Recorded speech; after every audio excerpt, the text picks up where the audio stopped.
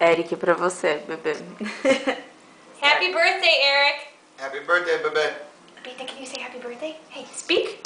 Yes. Speak. Say happy birthday. Say happy birthday. Speak. Hey, speak. He's camera shy. Minda, you don't do anything.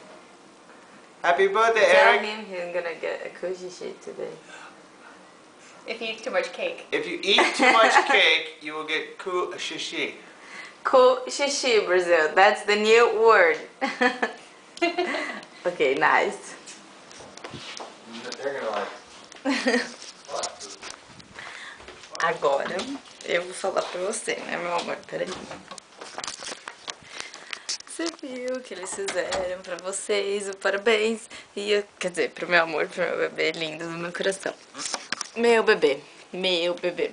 Não importa a idade que você tá fazendo, você vai sempre ser meu bebê lindo do meu coração.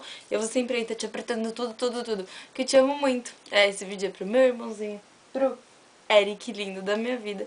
Que você seja sempre muito feliz, meu bebê. Te amo muito. E você tá aqui no meu coração. E sinta meu abraço daí de longe. E eu queria estar com você mais, como eu tô. Em todo vídeo eu falo, eu tô aqui longe. Teve uma homenagem pra você do seu BFF, do seu melhor amigo, Best Friend Forever. E da Sarah e da Ollie. O Jack tava lá fora, o nosso outro cachorrinho. Mas tudo de bom, amor. Seus 11 aninhos seja maravilhoso e que você não pegue um cu xixi, tá bom? Brasil, cu xixi é uma nova palavra. Cu xixi, diarreia, xixi saindo, né? Você entendeu? É a nova palavra. E que você seja muito feliz, amor. Te amo muito, meu bebê, meu bebê, meu bebê. E parabéns, parabéns, tudo de bom. Até te ama.